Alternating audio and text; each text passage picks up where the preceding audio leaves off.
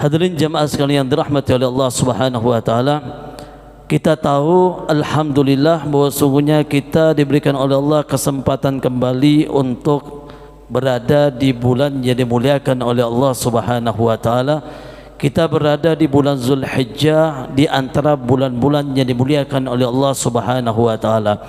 Sebagaimana salah satu firman-Nya Allah Subhanahu wa taala di dalam surah At-Taubah ayat ke-36, Allah mengatakan inna iddatasy syuhuri indallah 12 syahran yauma khalaqas samawati wal ard minha arba'atul hurum. Bahwa sungguhnya aku, kata Allah Subhanahu wa taala, memiliki 12 bulan yang mana 12 bulan tersebut diciptakan oleh Allah Subhanahu wa taala bersamaan dengan penciptaan langit dan bumi. Dan dari 12 bulan yang dimiliki oleh Allah, Allah memilih 4 bulan yang dimuliakan oleh Allah Subhanahu wa taala. Di antara daripada bulan-bulan yang dimuliakan oleh Allah, ada 4 bulan tersebut yang kita hendaknya mengetahuinya. Sebagaimana dikatakan bahwa sungguhnya 4 bulan tersebut di antaranya bulan Zulqaidah, bulan Zulhijjah, bulan Muharram dan bulan Rajab. Ini 4 bulan yang dimuliakan oleh Allah Subhanahu wa taala. Dan kemuliaan bulan tersebut bukan hanya ketika datangnya Islam saja, akan tapi sebelum datangnya Islam juga bulan ini telah dikenal. Orang-orang Quraisy ketika itu menyebut bulan ini yaitu bulan Asyhurul Hurum dengan kalimat Syahrul Asam, bulan tuli. Kenapa dikatakan bulan tuli, Pak? Karena adat istiadat mereka, orang-orang Quraisy itu kalau di luar daripada bulan Asyhurul Hurum, mereka itu selalu melakukan yang namanya sebuah peperangan.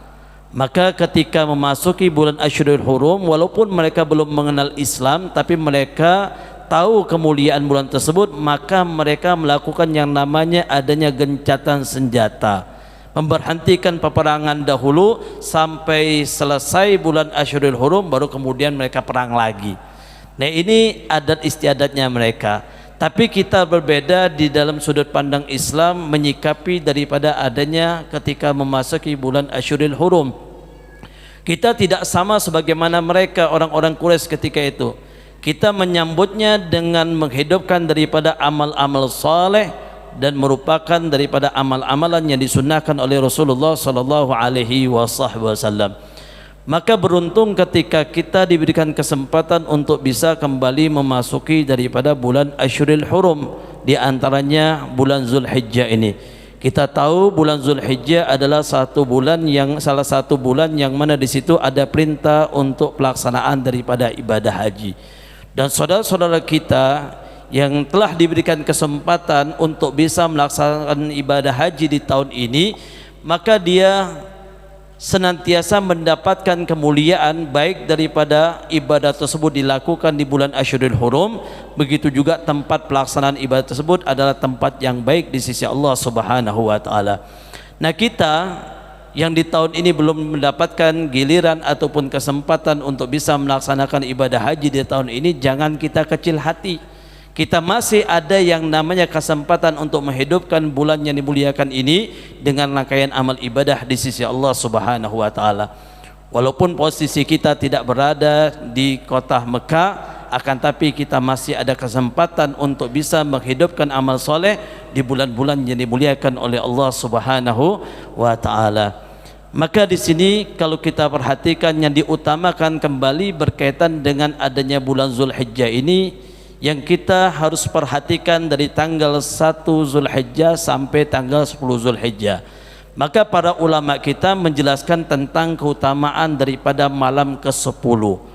Di dalam salah satu firman-Nya Allah Subhanahu wa taala, Pak, di dalam surah Al-Fajr, Allah mengatakan wal fajri wa layalil ashri was safhi wal watri. Allah mengatakan demi waktu fajar dan demi malam ke-10 dan demi daripada hitungan ganjil dan genap. Pahami, Allah bersumpah dengan satu ciptaannya. Allah bersumpah dengan waktu fajar. Allah juga bersumpah dengan hari ke-10 dan Allah bersumpah dengan hitungan baik genap ataupun ganjil. Nah, di sini ulama mengatakan tidaklah Allah bersumpah dengan satu waktu ataupun ciptaannya bertanda sesuatu tersebut mulia di sisi Allah Subhanahu wa taala. Maka coba kalau kita perhatikan kenapa Allah bersumpah dengan waktu fajar? Karena waktu fajar waktu yang paling mulia di antara waktu pelaksanaan ibadah salat yang kita kerjakan, baik maghrib, isya, subuh, duhur, asar, yang mana yang paling mulia? Yang paling afdal pelaksanaannya adalah waktu subuh. Maka tingkatan pelaksanaan ibadah salat wajib itu yang paling afdal adalah salat subuh. Subuh, isya, asar, duhur, kemudian maghrib. Jadi maghrib itu paling bawah. Tapi kenyataannya kalau kita perhatikan jamaah maghrib dengan jamaah subuh yang mana yang paling banyak, Pak? Jamaah maghrib lebih banyak daripada jamaah subuh. Itu juga kalau bangun biasanya subuhnya di waktu duha, bukannya di waktu subuh.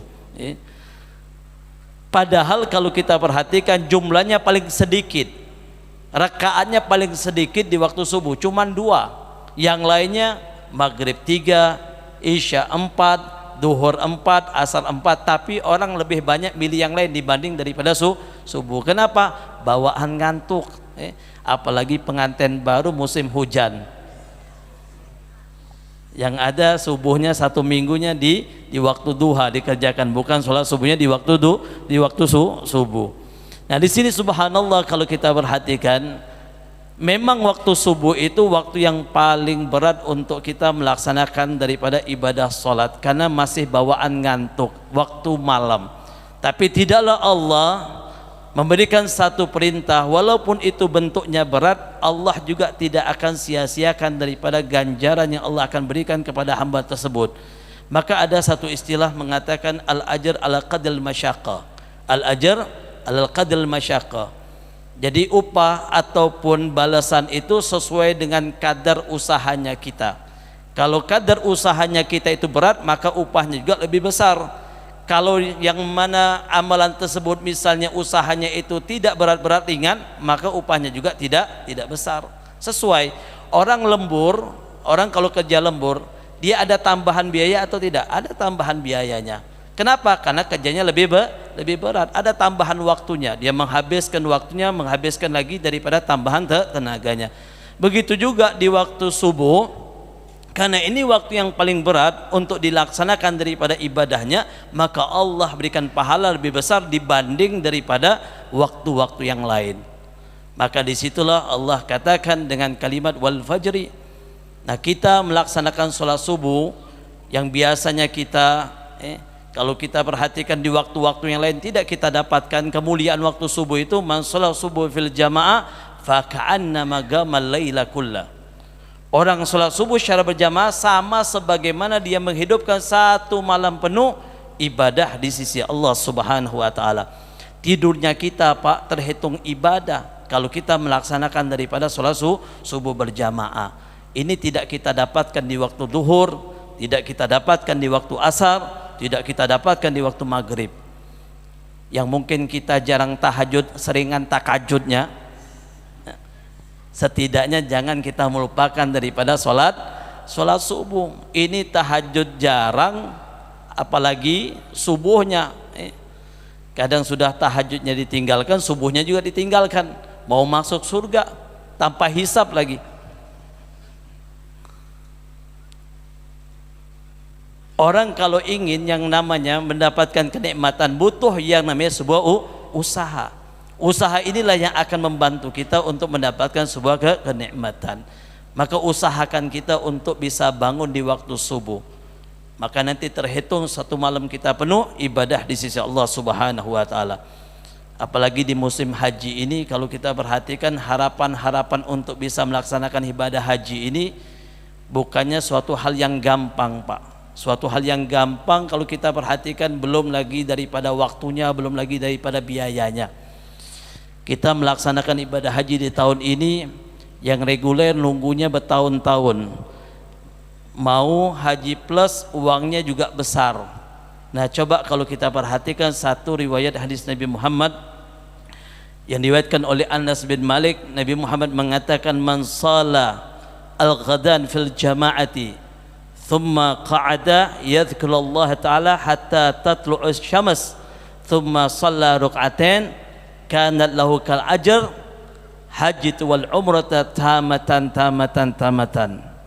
Kata Nabi Muhammad, barang siapa yang sholat subuh secara berjamaah kemudian dia duduk sebentar berzikir kepada Allah Subhanahu wa taala, tidak tidur tapi apa?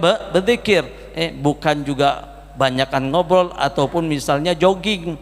Habis sholat subuh jogging, habis sholat subuh senam misalnya, bukan, tapi apa? Yadhkurullah ta'ala, dia berzikir kepada Allah sampai terbitnya daripada matahari.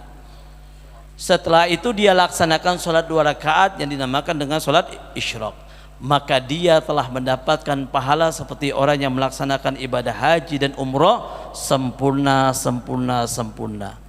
Subhanallah. Gampang atau tidak Pak? Gampang. Kata siapa haji itu mahal? Murah haji itu.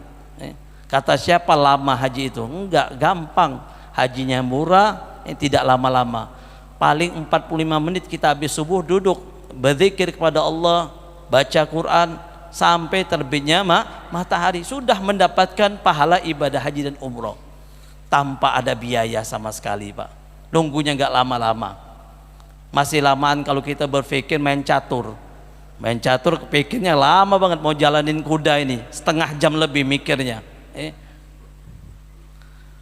Ini tinggal kita meluangkan waktu kita 45 menit sudah mendapatkan daripada fadilah keutamaan tersebut. Subhanallah. Jangan kita sia-siakan daripada fadilah yang sudah diberikan oleh Allah untuk umatnya Nabi kita Muhammad sallallahu alaihi wasallam. Maka di dalam perihal kemuliaan daripada waktu fajar itu sendiri, Allah Subhanahu wa taala jadikan sebuah sumpah. Maka di sini ulama mengatakan kaitannya dengan adanya bulan Zulhijjah ini, ada di antara pendapat ulama mengatakan wal fajri, fajar yang mana yang mulia, ada yang mengatakan fajar daripada waktu setiap harinya. Ada juga berpendapat bahwa sungguhnya fajar di sini berkaitan dengan adanya awal daripada bulan Zulhijjah dari tanggal 1 sampai tanggal 10 Zulhijjah. Ada juga mengatakan yaitu fajar di awal daripada bulan Muharram. Ada juga mengatakan fajar di awal daripada hari Arafah, tanggal 9 Zulhijjah. Ada juga mengatakan fajar Yaumun Nahar, di pagi hari raya Idul Adha. Ini beberapa pendapat daripada para ulama tentang perihal makna daripada kalimat fajar yang mulia. Maka di situ di antaranya kata ulama termasuk tanggal 1 Zulhijjah sampai tanggal 10 Zulhijjah. Ulama mengatakan di situ juga termasuk salah satunya fajar, waktu yang sangat mulia di sisi Allah Subhanahu wa taala kalau kita gunakan untuk beramal saleh. Lalu kemudian Allah bersumpah dengan kalimat walayalil ashri. Allah bersumpah dengan malam ke-10. Tidaklah Allah bersumpah sebagaimana tadi waktu fajar, begitu juga malam ke-10 ini adalah malam yang mulia di sisi Allah Subhanahu wa taala.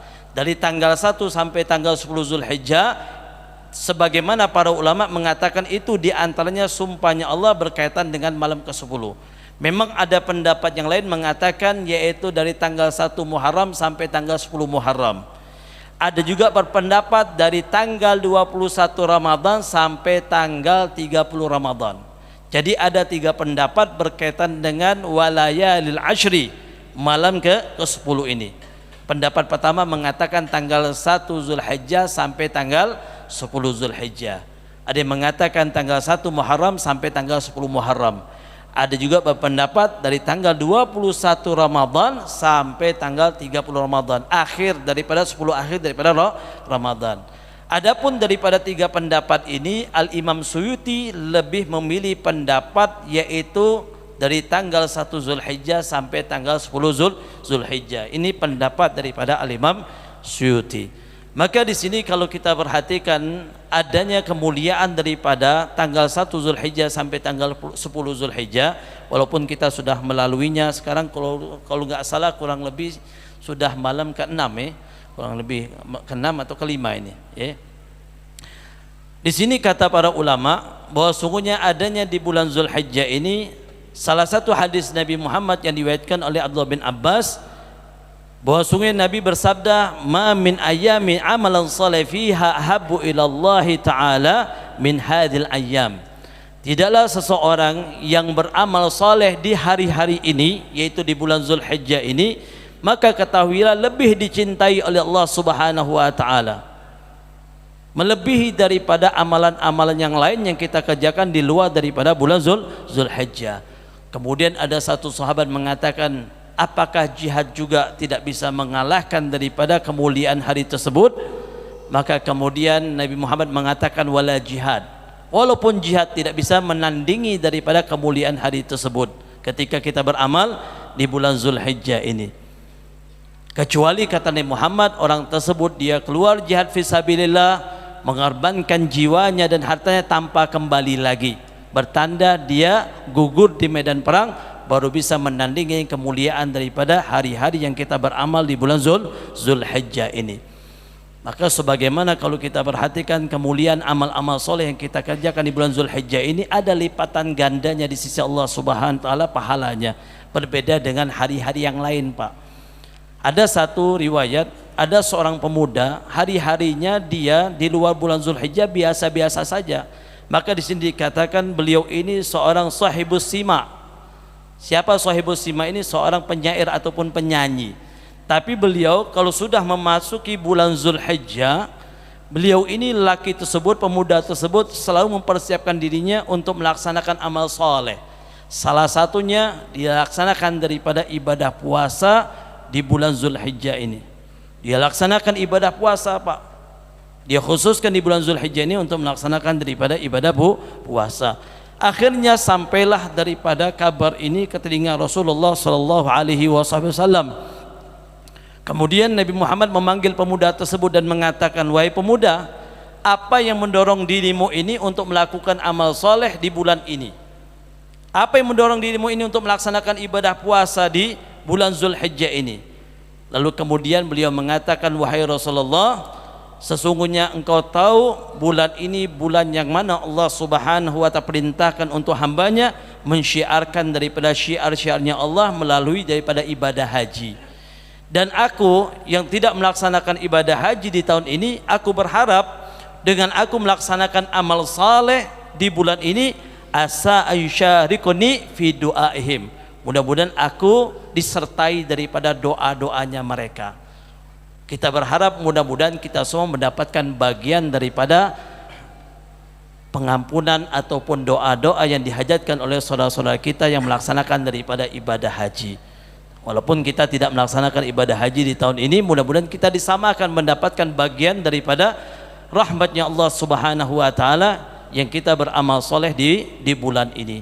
Maka jangan kita sia-siakan bulan Zulhijjah ini untuk kita menghidupkan dengan amal soleh. Terutama di bulan Zulhijjah ini, kata Nabi Muhammad, bagi orang yang melaksanakan ibadah puasa satu harinya, sebagaimana di sini dikatakan, fa inna laka bi kulli yaumin tasumu adlan mi'ati raqabah wa mi'ati badana wa mi'ati faras tahmalu 'alaiha fi sabilillah.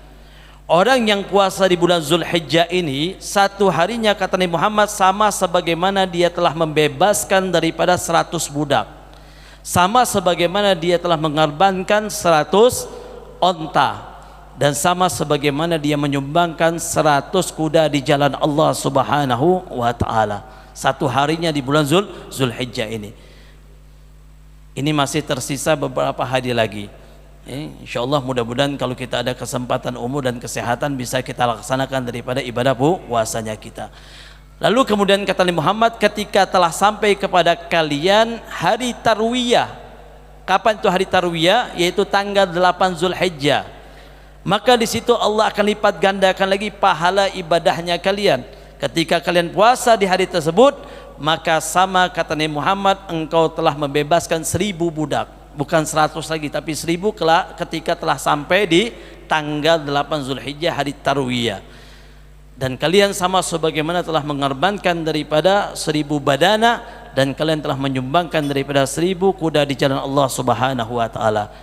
Dan ketika ada kesempatan untuk kembali kita puasa di tanggal 9 Zulhijjah, tepatnya di hari Arafah, Ketika saudara-saudara kita wukuf di Arafah, kita puasa di hari tersebut, maka sama sebagaimana pahalanya seperti kita telah membebaskan 2000 budak, sama sebagaimana kita telah mengorbankan daripada 2000 badana, dan sama sebagaimana kita telah mengeluarkan daripada 2000 kuda di jalan Allah Subhanahu wa taala.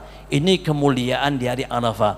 Maka walaupun kita tidak mampu misalnya berpuasa dari tanggal 1 sampai tanggal 8 ataupun tanggal 9, setidaknya jangan kita tinggalkan 2 hari tanggal 8 dengan tanggal 9 Zulhijjah. Oh Beb, saya sibuk, saya tidak ada kesempatan untuk puasa dari tanggal 1 sampai tanggal 7-nya. Setidaknya tanggal 8 dengan tanggal 9-nya jangan kita tinggalkan. 2 hari ini adalah 2 hari yang mulia di sisi Allah Subhanahu wa taala, dan pahalanya juga Allah lipat gandakan. Terutama nanti di hari Arafah, sebagaimana dalam riwayat lain dikatakan orang yang puasa di hari Arafah sama sebagaimana dia telah mendapatkan kebaikan 2 tahun. Dia ampuni dosanya selama 2 tahun. Tahun yang telah lalu dan tahun yang akan datang. Dan kita tidak akan dapatkan, Pak, adanya kemuliaan hari Arafah itu di bulan-bulan yang lain. Walaupun di bulan Ramadan kita tidak dapatkan yang namanya kemuliaan hari Arafah, tidak didapatkan di bulan Maulid, tidak didapatkan di bulan Ashhurul Hurum yang lain kecuali di bulan Zulhijjah. Maka kalau kita tidak dapatkan di tahun ini, apakah ada kesempatan di tahun yang akan datang? Ini kesempatan tidak akan datang 2 kali. Maka gunakan dengan sebaik-baiknya waktunya kita, sisa umur kita dengan sebaik-baiknya untuk menghidupkan daripada sunnah Nabi kita Muhammad sallallahu alaihi wasallam. Hadirin jemaah sekalian dirahmati oleh Allah Subhanahu wa taala, hendaknya kita juga selain daripada mengamalkan amalan ibadah puasa di bulan Zulhijjah ini, perhatikan juga zikir-zikirnya kita. Karena satu riwayat yang diriwayatkan oleh Abdullah bin Abbas, "Ma min ayyami afdal indallahi ta'ala min hadhil ayyam ayyamul ashra fa'akthiru fihinna minat tahlil wa takbir." Kata Nabi Muhammad bahwa sungguhnya tidak ada satu hari yang paling afdal di sisi Allah Subhanahu wa taala, yaitu hari-hari berkaitan dengan bulan Zulhijjah ini dari tanggal 1 sampai tanggal 10. Maka kata Abdullah bin Abbas, hendaknya kalian perbanyak kalimat tahlil dan takbir. Perbanyak kita membaca kalimat la ilaha illallah. Maka dikatakan terutama nanti di hari Arafah, sebagaimana satu riwayat, afdhalul doa yaumul arafah wa afdhalul dzikri fa'lam annahu la ilaha illallah. Nabi Muhammad mengatakan paling afdalnya doa yang kita utarakan di hari Arafah, dan paling afdalnya zikir yang kita baca yaitu kalimat la ilaha illallah.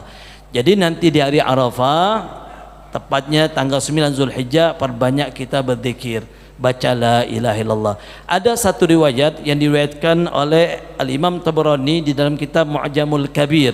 Satu riwayat hadis Nabi bersabda, anhu qala man kala fi asal Zulhijjati kulli yawmin 10 marat la ilallah adad ad-duhur, la ilallah ada amwajil buhur, la ilallah adad an-nabati was-sajar, la ilallah ala qatri wal matar, la ilallah ada al-lamhi wal uyun, la ilallah ada khair mimma yajma'un, la ilallah min yawmina hadha ila yawma yunfahu fi sur ghufira ma taqaddam min dhanbihi wa ma ta'akhkhar. Jadi dalam satu riwayat yang diriwayatkan oleh Al-Imam Tabrani dalam kitab Mu'jamul Kabir dijelaskan bahwa Rasulullah mengatakan, tidaklah seseorang di bulan Zulhijjah ini dari tanggal 1 Zulhijjah sampai tanggal 10 Zulhijjah dia baca 10 kali kalimat zikir ini. Tadi kalimat yang tadi Habib baca, la ilaha adad-dhuhur, itu bisa dicari di internet. Itu ada kalimat tersebut zikir di bulan Zulhijjah.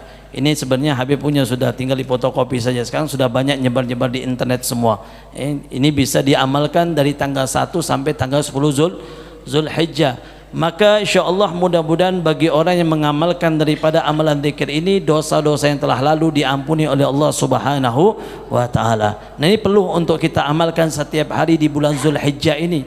Perlu untuk kita baca setiap harinya 10 kali, tidak lama, paling kalau kita duduk 5 menit ataupun 10 menit kita duduk, selesai kita baca zikir tersebut, dan mudah-mudahan dosa-dosa kita yang telah lalu diampuni oleh Allah Subhanahu wa taala berkat daripada adanya kita mengamalkan sunnah Nabi Muhammad, berkat daripada zikir yang kita baca.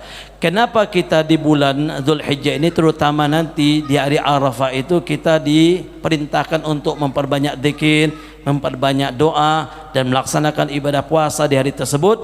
Karena ketahuilah dalam satu riwayat dikatakan bahwa sungguh syaitan itu tidak pernah mengalami keadaan kondisi yang membuat dirinya itu merasa kecil, merasa terhina dan merasa terusir dan merasa putus asa kecuali di hari Arafah.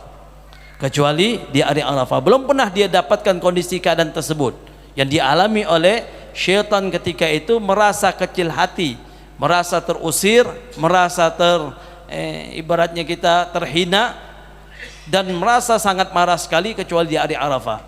Karena di saat itu kata para ulama menjelaskan melalui daripada hadis Nabi Muhammad bahwa sungguhnya di hari tersebut Allah turunkan dengan sebanyak-banyak rahmat untuk hambanya. Dan di saat itu Allah akan berikan kebebasan sebanyak-banyaknya untuk hambanya daripada pembebasan api nerakanya Allah Subhanahu wa ta'ala dan pengampunan daripada dosa-dosa hamba tersebut. Maka disinilah syaitan seakan-akan sia-sia selama ini usahanya, karena sebab di hari tersebut Allah banyak membebaskan hamba-hambanya daripada api nerakanya Allah Subhanahu wa ta'ala. Nah, mudah-mudahan kita semua mendapatkan bagian daripada hamba-hamba yang mendapatkan pengampunan dari Allah Subhanahu wa ta'ala dan pembebasan daripada api nerakanya Allah Subhanahu wa ta'ala. Hadirin jemaah sekalian dirahmati oleh Allah Subhanahu wa ta'ala, begitu juga ada satu amalan yang diriwayatkan oleh Abdullah bin Abbas dalam kitab Kanzun Najwa Surur fi Adid Tusah Sudur. Di hari Arafah nanti, di hari Arafah nanti dikatakan oleh Abdullah bin Abbas, man qara'a qul huwallahu ahad alfal marrah yaumul arafah a'tama sa'al. Barang siapa nanti di hari Arafah dia membaca surat Al-Ikhlas huwallahu ahad sebanyak 1000 kali. Sanggup atau tidak nih 1000 kali ini? Sanggup insyaallah. Yang penting niat dulu. Niat dulu insyaallah bisa. Tapi jangan juga duduk satu kali duduk langsung 1000, yang ada nanti nggak bangun-bangun lagi. Bisa dicicil, intinya di hari Arafah tanggal 9 Zulhijjah itu bisa kita cicil. Jadi masuknya setelah maghrib, nah itu sudah mulai nyicil kita 250 dulu, malam 250 lagi, pagi 250 lagi. Jadi insya Allah dalam satu hari itu bisa kita selesaikan 1000 surah Al-Ikhlas yang kita baca. Jangan nanti kita bacanya wallahu ahad 1000 kali langsung begitu, salah juga. Jadi dicicil 250 insya Allah bisa kita menyelesaikannya. Kalau kita ada semangat dan niat, mudah untuk kita selesaikan. Maka kata Abdullah bin Abbas, bagi orang yang membaca surah Al-Ikhlas sebanyak 1000 kali di hari Arafah, insya Allah apa yang dia hajatkan, apa yang dia inginkan akan diijabah oleh Allah Subhanahu wa ta'ala. Maka yang mungkin dalam kondisi sakitnya berdoa kepada Allah setelah baca surah Al-Ikhlas tersebut, niatkan mudah-mudahan menjadi kesembuhan untuk dirinya di hari Arafah nanti. Bagi yang terlilit hutang, berdoa nanti mudah-mudahan Allah bebaskan daripada hutangnya. Yang punya hajat, kepengen ketemu jodohnya, kepengen untuk dapat anak, maka di hari Arafah minta kepada Allah, agar hajat-hajat kita dikabulkan oleh Allah Subhanahu wa ta'ala. Maka ada satu riwayat di dalam satu kitab saya temukan bahwa sungguhnya ada seorang ulama ketika itu melihat ada seorang pengemis, minta-minta di hari Arafah. Maka ulama tersebut menegur pengemis ini, kenapa engkau minta kepada manusia di hari ini? Coba engkau minta kepada Allah, karena hari ini hari yang mana Allah mengijabahkan semua daripada hajat hamba-hambanya. Percuma engkau minta kepada manusia di hari ini, tapi apa, mintalah kepada Allah Subhanahu wa ta'ala di hari Arafah. Kenapa? Karena semua doanya hamba didengar oleh Allah Subhanahu wa ta'ala. Nah, ini penting untuk kita semua berkaitan dengan kemuliaan daripada hari Arafah. Dan di sini juga dalam satu riwayat, hendaknya kita bukan hanya memperbanyak amal saja berkaitan dengan kita berpuasa, berzikir, begitu juga berdoa, kita juga dianjurkan untuk menjaga anggota tubuh kita terutama di hari Arafah. Hendaknya kita jaga pandangan mata kita, hendaknya kita jaga pendengaran kita, hendaknya kita jaga lisannya kita daripada hal-hal yang dilarang oleh Allah Subhanahu wa ta'ala. Dalam satu riwayat dikatakan, man hafidhal lisan was sam'u wal basru yaumal arafah ghufilahu man arafa ila arafatin. Barang siapa yang menjaga daripada pandangan matanya, dia menjaga lisannya, dia menjaga pendengarannya di hari Arafah, maka Allah akan ampuni dosa-dosanya sampai bertemu di hari Arafah di tahun yang akan datang. Di tahun yang akan datang. Dan ini kemuliaan yang kita bisa dapatkan di hari Arafah nanti. Maka persiapkan diri kita, minta kepada Allah agar Allah panjangkan umur kita untuk bisa sampai di hari Arafah. Mudah-mudahan di saat itu kita munajat dan kita memohon kepada Allah sebagaimana saudara-saudara kita di padang Arafah mereka memohon berdoa kepada Allah dengan hajatnya mereka. Kita di sini walaupun tidak merasakan kita berada di padang Arafah, akan tapi kita hidupkan di bulan ini, di bulan Zulhijjah ini, terutama di hari Arafah dengan rangkaian amal soleh. Mudah-mudahan kita disamakan mendapatkan bagian daripada doa-doanya mereka dan mendapatkan bagian daripada pengampunan dari Allah Subhanahu wa taala. Amin. Amin ya rabbal alamin. Mudah-mudahan Allah Subhanahu wa taala senantiasa memberikan taufik dan hidayah kepada kita semua. Kita berharap tidaklah kita keluar daripada tempat ini, mudah-mudahan Allah ampuni dosa-dosa kita, Allah angkat derajat kita, dan mudah-mudahan Allah jadikan kita istiqamah. Kita doakan bagi jamaah yang sakit, mudah-mudahan Allah sembuhkan penyakitnya. Bagi yang punya hajat kita doakan, mudah-mudahan hajatnya dikabulkan oleh Allah Subhanahu wa taala. Amin ya rabbal alamin.